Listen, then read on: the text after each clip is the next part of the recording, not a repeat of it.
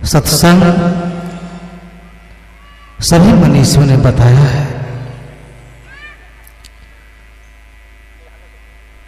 कि मनुष्य के लिए जो हम धर्मशास्त्रों का अध्ययन करते हैं उसमें ऐसी ऐसी अनूठी बातें आई हैं, विलक्षण बातें आई हैं।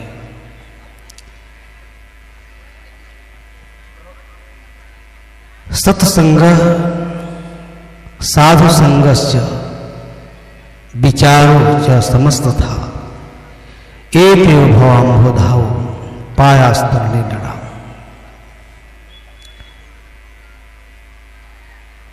अपनी बात को विस्तार से कहने का मैं लोभ संवरण नहीं कर पाऊंगा।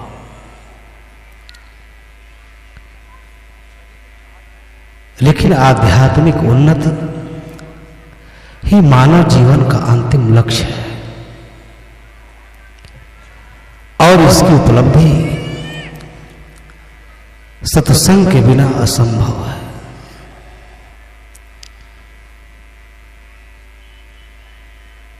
जीवन के लिए मनीषियों ने कितना सुंदर मार्ग बताया है, हमारा जीवन कैसे सफल हो। सत्संग और संत महात्माओं का पावन सानिध्य जिसका 3 दिनों से आप लाभ ले रहे थे, ऐसा लग रहा है इसको मोक्ष के लिए वरदान स्वरूप कहा गया है। आप सभी लोग अपने घर परिवार की सारी चिंताओं को छोड़कर कितना सहज भाव से अमृत पान करने के लिए, अमृतमय विचार सुनने के लिए आप सभी लोग यहां पधारे हुए। यह दुर्लभ संयोग जीवन में कभी कभी बनता है। मैं इसके लिए अपने श्री छिमेंद्र साहब को बहुत बहुत धन्यवाद देना चाहूँगा। इनके प्रति आभार प्रकट करना चाहूँगा कि मेरे जैसे तुच्छ व्यक्ति को भी आप लोगों के बीच कुछ हर विचार व्यक्त करने का अवसर प्रदान किया। अब यह विदाई का समय है। वास्तव में बड़ा भावुक क्षण होता है, अद्भुत क्षण होता है। 3 दिनों तक यहाँ इतना सुंदर समागम, कहाँ कहाँ से आप लोग आए हैं। हमारे आपके संस्कार क्या पता किन किन जन्मों का संयोग बना है। यहाँ बैठ करके कितना सहज भाव से विचारों का धर्म श्रवण कर रहे हैं। इसी समय को महापुरुषों ने जीवन में सार्थक कहा है। सदगुरु कबीर साहब ने कहा कि जीवन यौवन राजमद अविचल रहे न गोए, जो दिन जा सत्संग में जीवन कहे सोए। यही असली जीवन है। जीवन के जो पल, जो क्षण, जो समय आत्मचिंतन सत्संग में अमृतमय विचार सुनने में जो समय व्यतीत हो वही जीवन सार्थक है। इसलिए भारतीय मनीषा के मूर्धन्य विद्वानों ने अपनी बात इतनी गंभीरता से रखा कि जब हम उसको सुनते हैं, श्रवण करते हैं, मनन करते हैं तो हम अपने अंतरात्मा की गहराई में पहुंच जाते हैं। यह सारा संसार क्षण भर के लिए इसी जीवन में विलुप्त हो जाता है। सत्संग वह औषधि है। इसलिए महापुरुष कहते हैं कि सत्संग साधु संगस्य विचार समस्त था। आदमी जब सत्संग श्रवण करता है तो उसके अंदर अच्छे भाव, अच्छे विचारों, अच्छे दृष्टिकोणों का प्रादुर्भाव होता है। वह अपनी प्रकृति का परिष्कार करता है, अपने मनोवृत्ति को सुंदर बनाता है, अपने लिए उस मन को श्रेयस्कर बनाता है, अपने मानसिक अवस्था को सुंदर बनाता है। मैं बहुत गंभीर प्रवचन अब नहीं कर सकता क्योंकि 4 बजने वाला है। केवल आपसे आग्रह कर सकता हूं, निवेदन कर सकता हूं, इस सत्संग में जो आपने एक एक शब्द आत्मसात किया है, हृदयंगम किया है, वो आपके जीवन में ज्योति बन सकती है। यही प्रकाश है, इसी प्रकाश की जीवन में आवश्यकता है। सत्संग के माध्यम से हमारे जीवन में, सत्संग में जो दिव्य और अलौकिक ज्ञान का हम श्रवण करते हैं, उसी से हमारे जीवन में ज्ञान की ज्योति जलती है, जो अनंत प्रकाश का कारण और अनंत दुखों को मिटाने का कारण बनती है। इसलिए जीवन का लक्ष्य क्या है? सत्संग, साधु संघर्ष। सत्संग बड़ा देवला बताया गया है। आप मानस पढ़ते होंगे, मानस के सागर्भित लाइनों को आपने सुना होगा विद्वानों के माध्यम से कि 7 स्वर्ग अपवर्ग सुख धरी तुलाए गांग, तुले नता है सकल मिले जो सुख लाओ सत्संग। ऐसा इसलिए कहा गया कि क्षण मात्र के सत्संग में, क्षण मात्र के अमृतमय विचार को सुन करके बड़े बड़े पापी, मलेच्छ, शूद्र, अज्ञानी, मूर्ख, पापी, इनका जो उद्धार हो गया, इनका जीवन मूल्य बदल गया।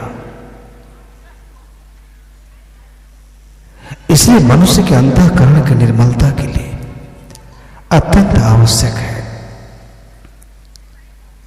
संसार के सारे संस्कार अनित्य है।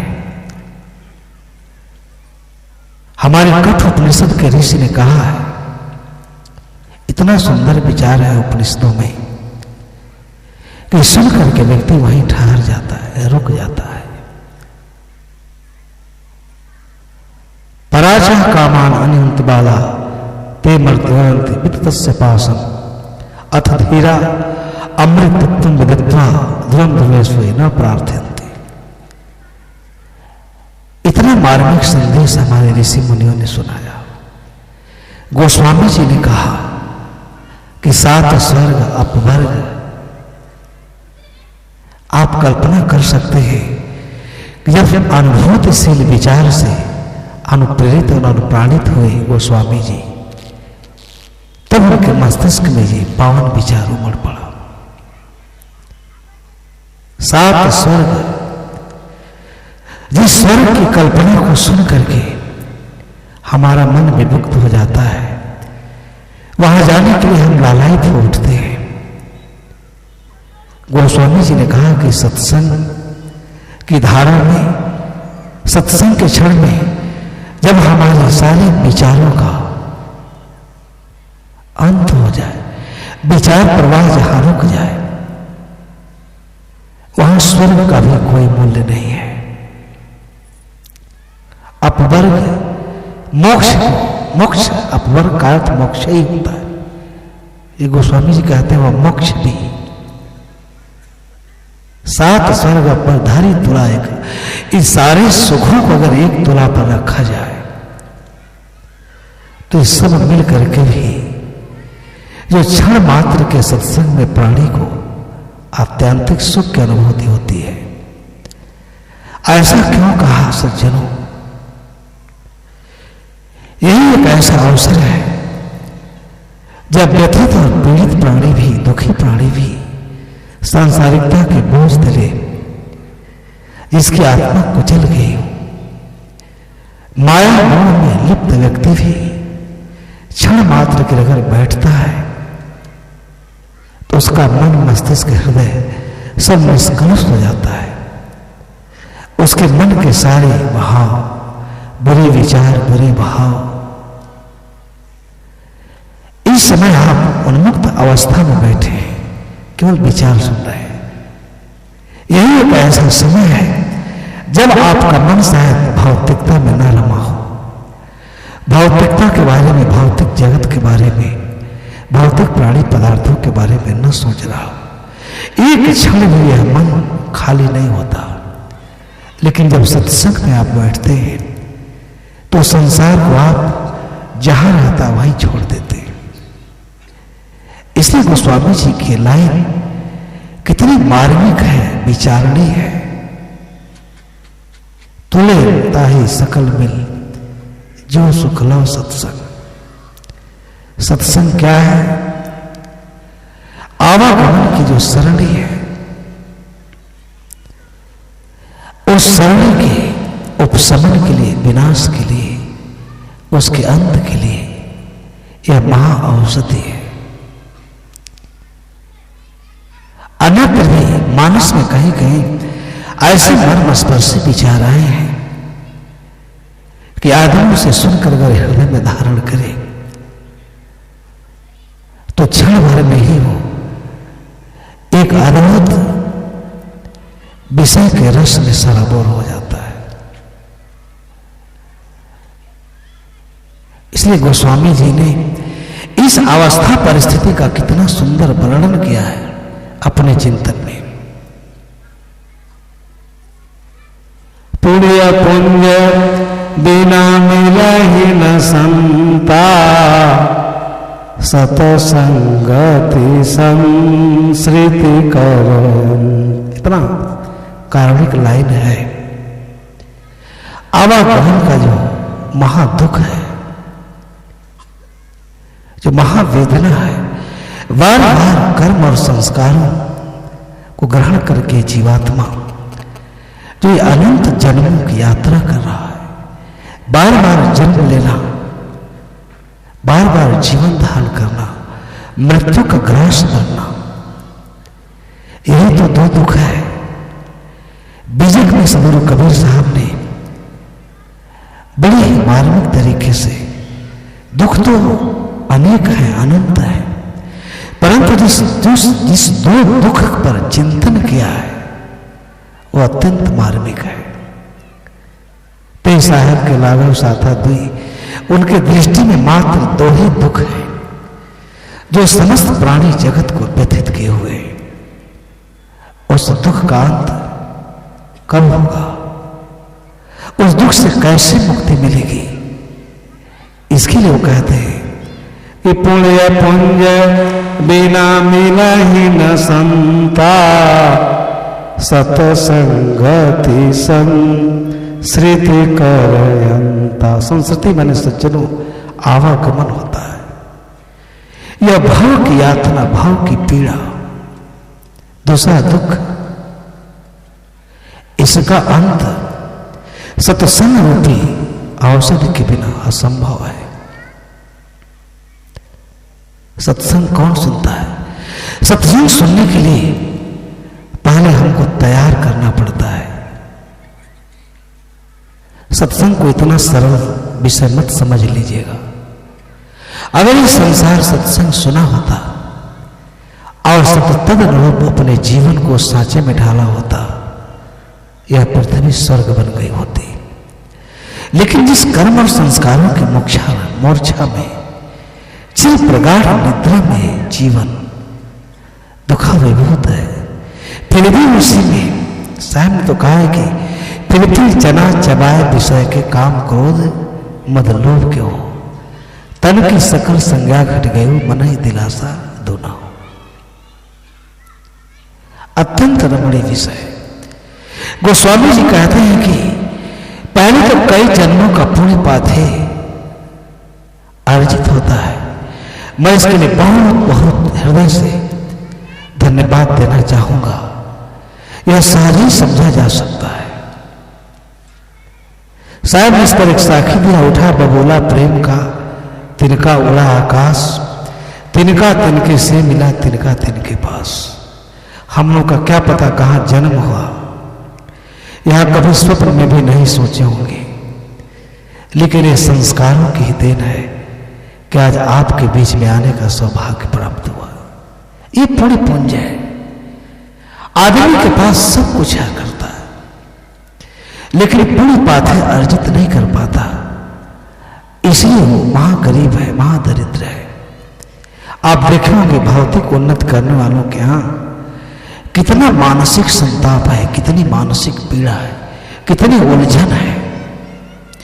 उसका एकमात्र कारण है सत्संग रूपी औषधि को न जानना।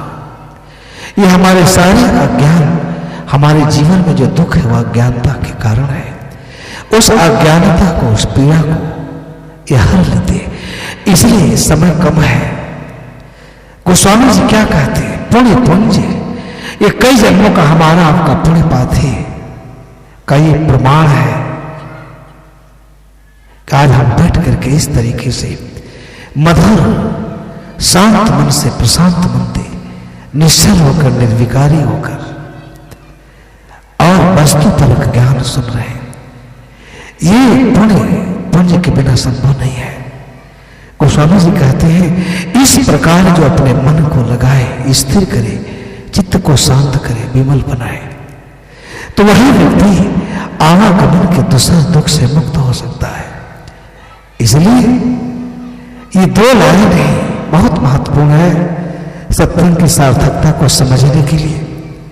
ऋषि यही बात कहता है कि सत्संग साधु संगश्च विचार च समस्त था। अगर व्यक्ति सत्संग न सुने, सत्संग न करे, सत्संग में न जाए, तो मानसिक संतरा से कभी मुक्त नहीं हो सकता।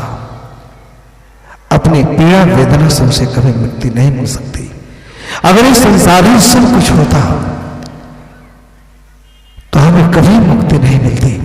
लेकिन मुक्ति के बाद इस संसार के परे भी कुछ है जिसका बोध हमारे मनीषी करा रहे। विचार च समस्त था, विचार, आइडियोलॉजी।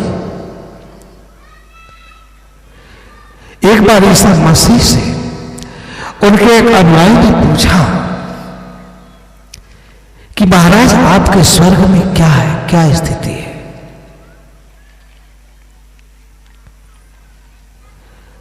बड़ी जिज्ञासा भाव से पूछा, बड़ी उत्कंठा थी, अभिलाषा थी। सुन रखा था स्वर्ग के बारे में, सोचा कोई बहुत बड़ी बात कहेंगे ईसा मसीह कि वहां कल्प वृक्ष है, भूख नहीं लगती, प्यास नहीं लगती, सुख ही सुख है, शराब की बोतलें हैं, अप्सराएं। सुख की कामना आप कभी मत करना। सुख मनुष्य को चिर प्रगाढ़ निद्रा में सुला देता है, उससे जागना बड़ा कठिन हो जाता है। ये जागृत अवस्था है। जागरण के लिए अगर आज हम नहीं जगे तो हमारा आवागमन का मार्ग बहुत लंबा हो जाएगा। यही मनीषी ने समझाया है। सोचा कुछ अच्छी बात कहेंगे, कुछ ऐसा कहेंगे जो हमारे मन के अनुकूल होगा, लेकिन ऐसी बात कहा कि स्वर्ग में क्या है, स्वर्ग कैसा है, ऐसा उत्तर दिया, वो स्तब्ध रह गया। There shall be time no longer। इसी अवस्था की व्याख्या दुनिया के मनीषियों ने किया है। समाधि के पार, समय काल के पार और समाधि की अवस्था है जहां समस्त विचार परंपरा का लोप हो जाता है। वह स्वर्ग है। वह कहीं नहीं, आपके इसी जीवन में, इसी जन्म में यही संभव है। इसी का संकेत करते हैं विचार या समस्त था। अपने इंद्रियों का समन करना, संयम करना, अभ्यास के द्वारा, विचार के द्वारा, ज्ञान के द्वारा, यही भारतीय मनीषा में हमें सद शिक्षा दिया गया है। तो अब समय नहीं है, मैं इतना ही कहना चाहूंगा। ये त्योभाव मुदा उपास नाम, क्या सत्संग, साधु संगत, संत महात्माओं का पावन सानिध्य, श्री साहनी के अस्तबीर कोट के महापुरुष के पावन सानिध्य में हम लोग अगाध ज्ञान राशि पुंज के प्रकाश में रहे। इसी धारणा को आप सभी लोग मजबूत करेंगे, बलवान। ये देव भवान बोधाओ, यही संसार समुद्र से, संसार सागर से दुख के पार जाने का, दुख से मुक्त होने का यही एक उपाय है। एक मिनट, एक बड़ी अच्छी बात याद आ गई है, बता देते हैं। एक बार द्रोण ब्राह्मण ने गौतम से पूछा कि महाराज आप क्या हैं?